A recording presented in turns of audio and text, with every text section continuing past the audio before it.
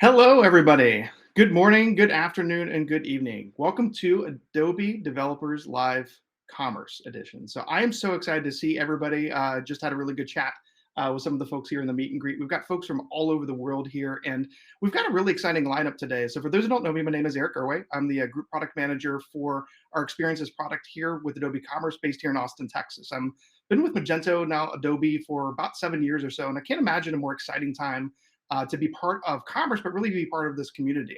I'll be your host today, and I am again thrilled to see everybody. Hope everybody's doing well, everybody's doing safe and happy. And again, I'm going to introduce and be your host today and kind of walk you through what is a pretty action-packed agenda. We've got about 13 speakers today. We've got a couple topics here from product engineering, and we've got a couple breaks. We're going to try a couple things a little bit differently this time around. It's a shorter conference overall. We'll have some networking. We'll have some breaks. We continue to find that really just talking with one another and connecting with one another is a big part of what the community is all about. The community is more than just a product. It's about people. And so for today, we'll do that. And if you have any questions, by all means, let us know. We've got Parul and many others from Adobe who will be monitoring the chats. And we've got a code of conduct posted as well on the Adobe Developers Live conference. And so if you have any questions, need any help, please let us know.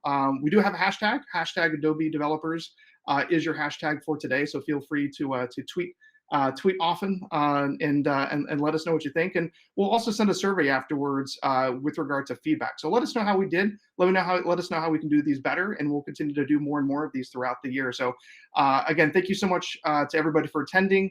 I hope everybody has a great conference. And with that, I'm going to hand it over to Chris Hedge, who is the Senior Director for Adobe Commerce. Hello, everybody. Welcome to Adobe Developers Live, specifically for commerce.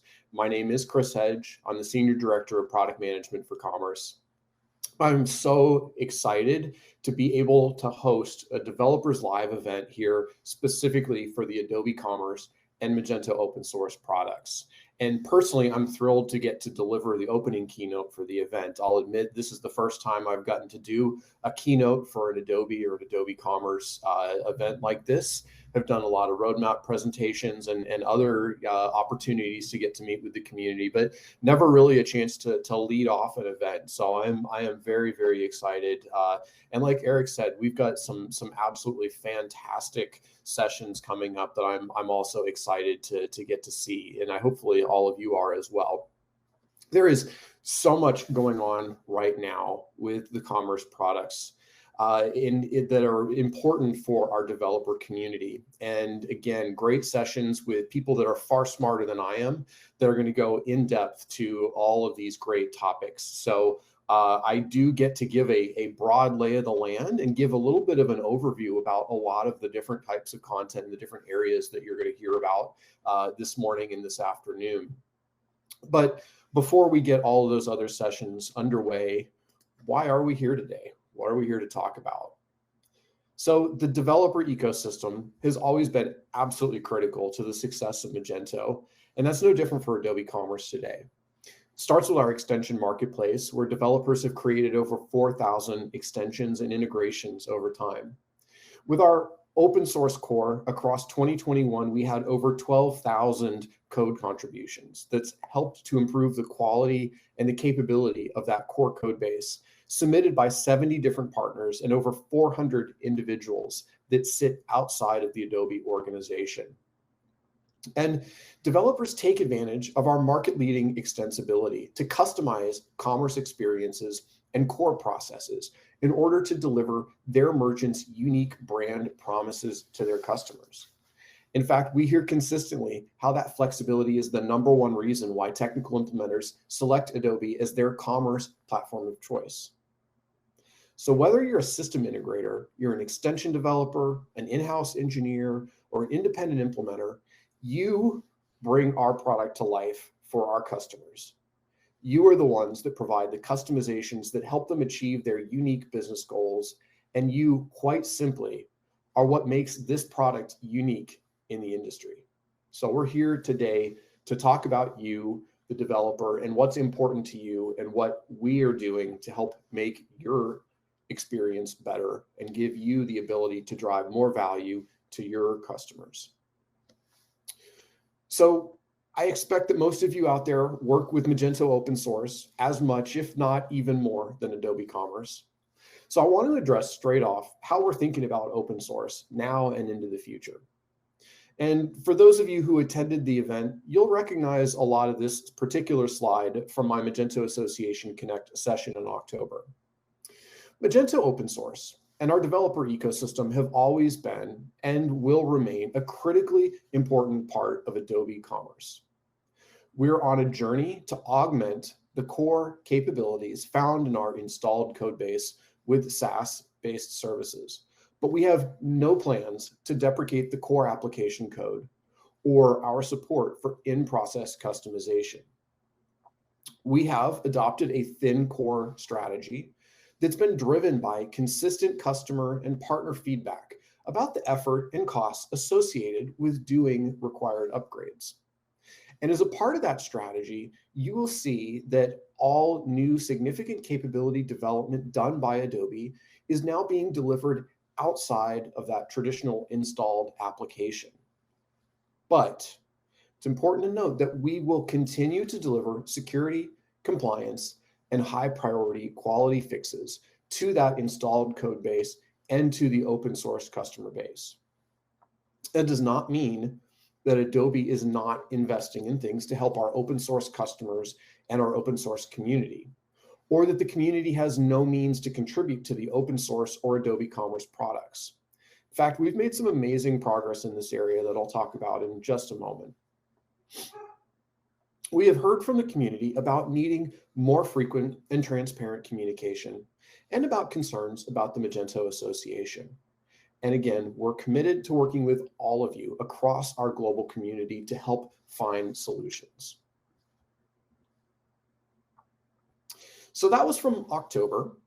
What progress has been made then in the last couple of months in this area? Well, the community wanted to hear more from us. In October, we made the commitment to be more transparent with our entire community on what things we were working on and what's coming up soon. At that time, we unveiled a new publicly available view of our roadmap on our DevDocs site, available for everybody, open source community as well. The Commerce team is committed to ensuring quarterly reviews of the roadmap with the community.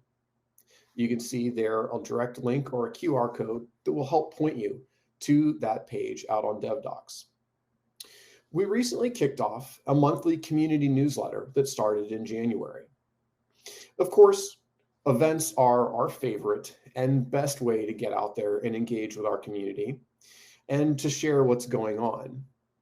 And while I know, speaking for the team, we would all love to be able to be there in person and get to engage truly in that one-on-one physical environment, we're still very, very excited about the opportunities to talk virtually with a large group like this. This conference, Adobe Developers Live, specifically for commerce, is our first big event focusing on more transparency with our ecosystem. Of course, we've got Adobe Summit coming up starting March 15th, but you can also expect to see more bite-sized conversations throughout the year, as well as more Meet Magento events that will be announced soon in virtual, live, and hybrid formats. So, speaking of the Magento Association, the Magento Open Source Task Force has been hard at work since we last talked. We've got a number of fantastic discussions that we've had. There's a lot to be excited about there, but the topic I am most encouraged by personally is the planning going on around a new release strategy and contribution model.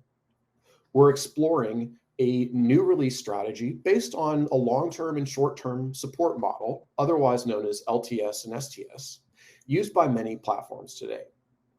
In this case, Adobe will continue to provide the long-term foundation for open source, or the LTS version, while giving the community the ownership and the flexibility to contribute, to release, and to support your own STS versions, independently of Adobe resourcing, roadmap, investment. Now, we're still working with the task force on exactly how this will work, but we're hoping to get the plan locked soon with a rollout to follow. And early feedback from the task force has been very encouraging. Finally, we're working with the Magento Association in support of the 4 pillars to better serve the community. This includes upcoming elections and membership updates.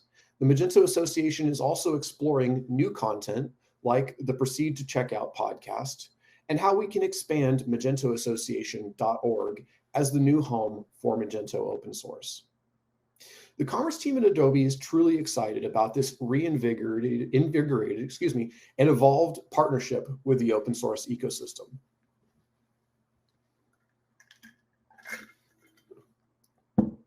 So, like I said, lots of things that I'm feeling encouraged by, and hopefully you're feeling encouraged by, about the future of open source and the community in general. But there's also a lot to be excited about regarding the future of our products as well, starting with our overall platform vision. If there's one thing that the last 2 years have taught all of us, it's that businesses must be adaptable to fast-changing market conditions and increases in customer demand for trusted, personalized digital experiences. Consumers have increasingly turned to brands who understand their interests, needs, and preferences while protecting their privacy. That's a tall order.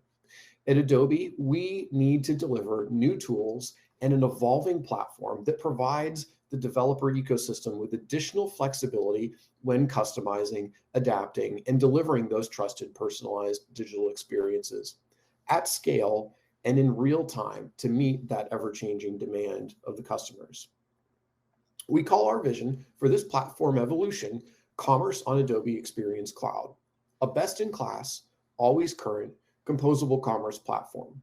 And our partners and merchants are already seeing the benefits of the initial stages of our evolution. As a part of Adobe, we are seeing some of the world's biggest brands choosing to use commerce. These big brands put pressure in a very good way on our product to scale beyond what it's ever scaled to before. We've got multiple customers now doing over 1 billion effective SKUs on our cloud platform. Last year, we increased our out-of-the-box performance for uncached page views by 400% and order velocity by 3,000% compared to the 2.3 version of the software. And we're going to continue to make major leaps in key performance and scaling metrics in 2022. We're also unlocking greater innovation velocity and time to value. As you all know, we release updates to the core installed commerce application about 4 times a year. In the second half of 2020, after its initial general availability release, we released over 180 enhancements to our SaaS-based dynamic product recommendations. And with live search, also SaaS-based, we launched a significant feature addition just 1 month after our initial GA late last summer. And for our developers, moving to composable services will also provide the flexibility to combine those services in innovative new ways. While our customers love the power and flexibility of the installed software model, our platform evolution will also significantly improve total cost of ownership, which we'll talk about in just a bit. And because we're leveraging the power of the Adobe portfolio of products, we can do all of this while delivering market-leading experience, marketing, and merchandising capabilities that can help you help your merchants drive greater revenue. So what are the key components of that Commerce on Adobe Experience Cloud platform? First, we're going to continue to provide the widest array of options for the customer experience with our open and modular platform exposing commerce services through a decoupled headless architecture. We're introducing composable SaaS services that complement the core commerce application services that you're accustomed to working with. We're also partnering across Adobe Experience Cloud on an alternate extensibility framework that maintains our flexibility without breaking compatibility with the core. We're helping empower our developers with new site management and reliability tools. And we continue to simplify maintenance of the installed application so that you can spend more time adding new business value and less time performing required core upgrades. It's never been a better time to be an Adobe Commerce implementer. So let's go dig into each of these 5 areas and learn a little bit more. Of course, since we are a part of Adobe, we always like to start our conversations with the experience. For our headless foundation, we'll be wrapping up core B2B coverage in GraphQL in our 2.4.4 release that's now in beta. And as we're now API first in all of our projects, we'll maintain full GraphQL coverage as new capabilities are delivered. We're introducing headless support for intelligent commerce with the Commerce Event Collection SDK that's going to serve as the foundation for event publishing and subscription for any front-end framework. With this framework, behavioral events can be used for things like training personalization models, analytics, or even sending commerce data to the Adobe Experience Edge, which makes it available within the Adobe Experience Platform, real-time customer data platform, customer journey analytics, Adobe Journey Optimizer, and a host of other digital experience products. On top of our headless foundation, we support merchant sites that use Adobe Experience Manager or other digital experience platforms. We support custom front ends and micro front ends. And of course, we still support our tightly coupled responsive UI framework, Luma. But more so than ever before, our new customers are choosing to use our fully integrated front end as a service built on the PWA UI framework. This will be a big year for PWA, as we'll be improving the infrastructure for front end cloud hosting, as well as providing server-side rendering for PWA, which will turbocharge our merchant shopper experience even more than they've been before. We'll be delivering global theming capabilities using Tailwind CSS and broadening our coverage with more out-of-the-box reference UI components to help front-end developers deliver new UI innovations faster. We're improving storefront customization. You'll be able to extend the GraphQL schema to add business logic supporting UI components, to build custom UI components, and integrate them with PWA seamlessly using Adobe App Builder. And finally, we're enhancing designer and developer experience with the Adobe XD Experience Designers Toolkit for Commerce PWA, along with improvements to PWA Studio, CI/CD, and observability.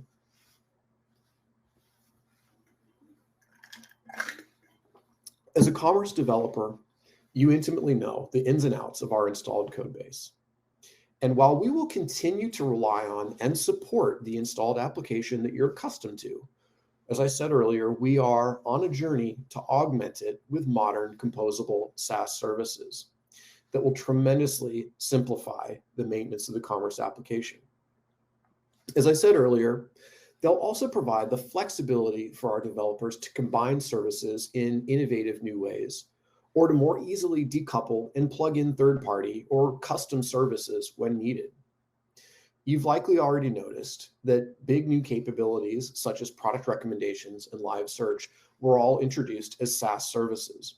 In fact, you can expect that all significant new capabilities going forward from Adobe are going to be introduced this way.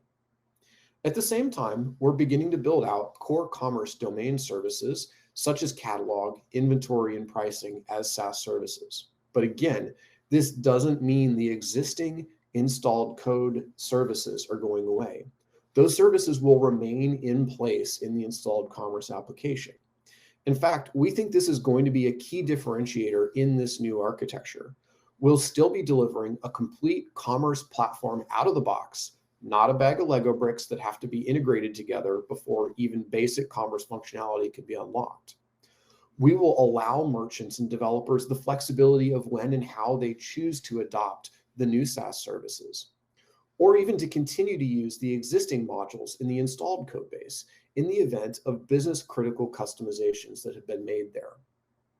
Best of all, for those merchants that are already using headless or PWA, the GraphQL API layer will make the services transitions transparent to the experience layer. So, of course, the hallmark of Adobe Commerce has always been about providing the most flexibility and extensibility of any commerce platform today, down to the unique ability to customize the very core services that we offer. While this is extremely powerful, we know that when not implemented carefully, can severely impact the time and effort it takes for future upgrades. That's why we're excited to be collaborating across Adobe Experience Cloud on a unified developer experience and alternate extensibility framework that leverages Adobe I/O and Adobe App Builder. Developers will be able to use Adobe I/O's serverless runtime to host custom services or overwrite out-of-the-box services without modifying the underlying commerce code.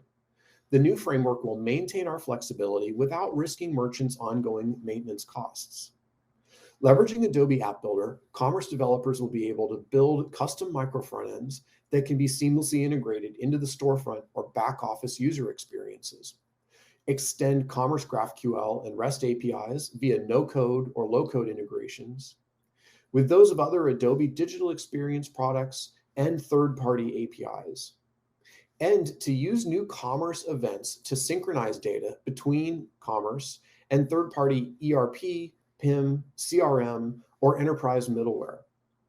Commerce developers will also benefit from a centralized developer experience that is common across commerce and other Adobe applications via the Adobe Developer Console to support the software development lifecycle with opinionated development and deployment tools, in addition to a common extensibility model across Adobe products. This new extensibility platform will provide system integrators a better way to efficiently customize processes, to integrate systems, and to deploy new capabilities, all while maintaining SaaS-like upgradability. And if you're a partner and not already exploring our partner preview for our API Gateway and GraphQL service, you should definitely attend the Dev Exchange session later this morning with Nishant on the future of extensibility.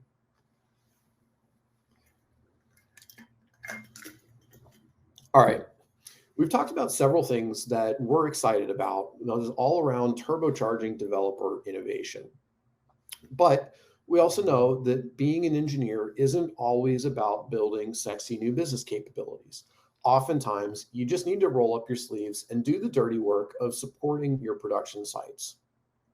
To that end, we've also been working on site management and reliability tools aimed at helping you be the hero when something goes awry, or even better, by catching it before it does.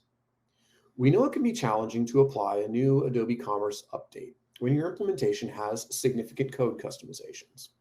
The Upgrade Compatibility tool programmatically identifies potential places where code conflicts may occur ahead of time, making it faster and less costly to apply required upgrades. The site-wide analysis tool is like having a personal commerce support rep sitting on your team. It provides end-to-end analysis of your site and provides recommendations around configurations, performance, or third-party extensions to improve your site health. Observability for Adobe Commerce presents insights from log data across the entire stack against a common timeline to help you detect potential errors with application architecture, scale, or performance, and quickly see usage stats, errors, and alerts thresholds so that you can proactively address potential problems. But best of all three of these tools are available now for use, and we're continuing to improve them all the time based on feedback from our developer community. Finally, we hear extensive feedback from merchants and partners about the need to lighten core releases. I touched on this at the very beginning. And to reduce the time and effort associated with site maintenance. So along with tools like the Upgrade Compatibility tool, we continue to make it faster and easier to perform required upgrades. First, as I mentioned previously, you'll see no more significant feature development delivered via core application releases. We'll also be making greater use of the Quality Patch tool to deliver non-essential core changes, including community contributions outside of the required version upgrades. And as a result of decoupling all other development from the core, we'll be able to start streamlining our core release strategy. This has given us the ability to make some important adjustments to upcoming end of support timelines that you'll want to learn more about.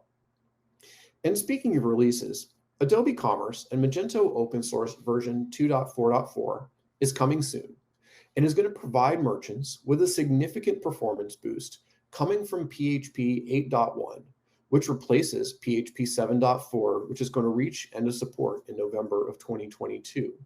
This is a big update, and it's going to be an important one to get out on your merchant sites as quickly as possible. You can use the QR code below to visit our blog, where we talk about these changes in more detail. or more simply, stay tuned for Smita's session coming up later today, all on simplifying the upgrade process. All right, so there is a ton to read about and to learn more about there. But again, I've only hit the highlights of what's going on with our developer experience and our platform evolution for Adobe Commerce. Fortunately, there are several fantastic sessions on the agenda today covering developer tools, simplifying upgrades, headless innovations, quality and health tools, and our new commerce solutions that are available in the marketplace. We've also got a great forum for open discussion on topics like the future of open source and our extensibility platform, coming in about 30 minutes with our developer exchange. So I hope you're as excited about Adobe Developers Live, specifically for commerce, as I am.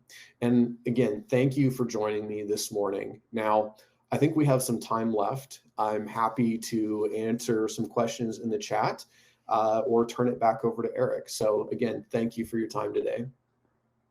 Let's see. So thank you to Eric and Chris. Looks like we've been handling a lot of the chat for me while that's going on. And a lot of love for LTS, STS strategy being developed. Very happy to see that. And love for SSR and Tailwind. I know Eric's smiling. Eric's very excited about those in the world of PWA as well. Any idea of how long the LTS release will be supported? I don't know, Eric, if you have anything to comment on there. I don't know that we've talked about specifics like that. I think the key, though, that I want to reiterate is that there are no plans EOL open source or get rid of that installed software model. And so the idea is that Adobe will continue to keep the open source or even the on-prem version of the paid product up to date, compliance and security updates on a regular basis. Eric, anything more you want to add there? No, I think you've got it right. I mean, we want to be as transparent as we can, and that does mean, working, kind of sharing some of the in-progress work that we've done with the open source task force. In general, we don't want to reinvent process. We've got some really great models that we're exploring around STS and LTS, and that's the general time frame. The other part too is that there's going to be commonality amongst these solutions that we're talking about here, and so like things like Tailwind and others, it's good to have choice and flexibility in what we're doing, and yeah, that's makes a lot of sense. So all good questions that we're seeing here in chat. Question about Luma and if that fits into the LTS, and Chris said yes. Just like the overall installed software model, we do not have a plan to EOL or stop supporting Luma. We are throwing our investment and a lot of that work in the UI front into PWA. That's where we'll see the innovation. But we're not getting rid of Luma right now. We'll continue to make sure that is safe and secure. Yeah, I think a good way to look at this, and Igor really simplified it recently, is when you think about LTS, it's really Magento open source as we know it. That is the release. STS though is going to allow for some experimentation and really to allow the community to take some ownership on what this looks like, how it's released, etc. So there's a lot of work, and we have to establish some how this all looks like from a compatibility perspective and all that. But I think that's a good way to look at it, though. LTS is really is going to be familiar in terms of how you've worked with Magento open source, commerce, etc. STS is really the new for that one. So that's just it's a good way to think about it. But I think that really simplified it for a lot of folks when they heard about it. Yep. Good call out for the site-wide analysis tool for on-prem. I know we've got a session coming up that'll talk more about that with Smita and Sergey and Mark, but yes, that is coming now. So good evolution there with site-wide analysis tool and some of those other great support tools. Good tools, good improvements around headless, yes. Eric, do you have a thought how often we see our merchants really looking for headless, not counting headless done through PWA, but how often are we seeing third-party UI frameworks or using AEM or other non-Adobe Commerce heads at this point? Yeah, it's a good question. So we're seeing it in well over half of the opportunities that we see with kind of merchants, customers, but also partners. And so it's a big topic. It allows for a lot of flexibility, and that's not just that's not just option. We're seeing a lot of great frameworks out there like Kuva, but also like the others that really take advantage of the headless capabilities with the net new GraphQL that Christian and others are driving with the team. And so it's become really, really popular. We're seeing it help customers kind of push the limits on what can often be a static commerce experience. And we're seeing some really interesting examples of that. So yeah, well over half for sure. There's a lot of demand, and with that comes great responsibility. That's new frameworks to learn, training, et cetera. But that's okay. Yeah. So Robert Rand asked about the extension developers losing access to Adobe Commerce dev licenses. Robert, that is something that we are continuing to work here. It's about fitting kind of our existing, our legacy, if you will, partner processes into Adobe's partner approach.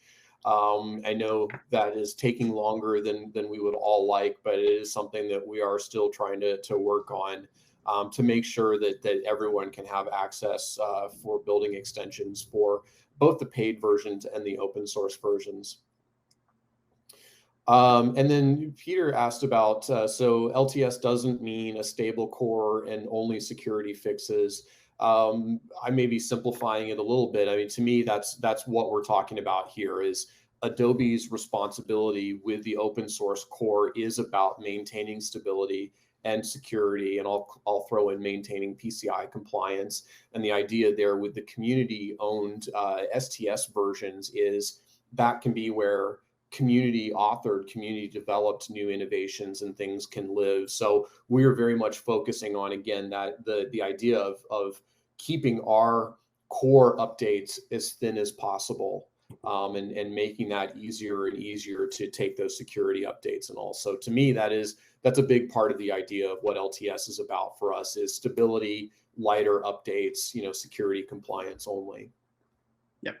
Yeah, that's right, Chris. And I think this is very consistent with what you shared a couple of months ago around really our lean focus on the core and really getting to the critical needs there. But again, with that opening up STS for maybe some of the new and interesting things that we could pick and bring into LTS at the right time. So that's the flexibility that we wanted. So let's take maybe one more question here, and I want to make sure that we give time for Paras here to get started here. Speaking of tools and toolkits and such, and so do we have any more questions before we hand it over to Paras?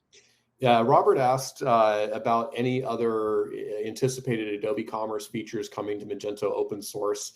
Nothing to announce at this time. It is something that we consider several times throughout the year, looking at capabilities that have been paid previously that we don't see as something that we want to be a paid differentiator. Like with the case of Page Builder, we think that really became that idea of a drag and drop business friendly editor became table stakes for something that every base level e-commerce platform should offer. And that's why we wanted to make sure that it was a part of the open source base. And so we do make those changes periodically. We don't have a specific roadmap looking far ahead and slotting those types of changes. It's more of a, like I said, periodically looking at the state of the market and the state of our code base and reevaluating things a couple of times throughout the year.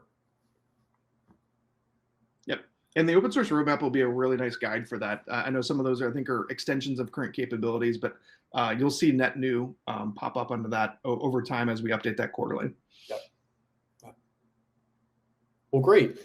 Thank you so much. I think I get a chance to come back and chat with everybody a little bit later this afternoon, but enjoy, again, a really, really fantastic a slate of topics here. I think it's going to be a fantastic day. So everyone enjoy that. Great. Thank you so much for joining us, Chris. And then, yeah, we'll talk to you soon. So thanks again.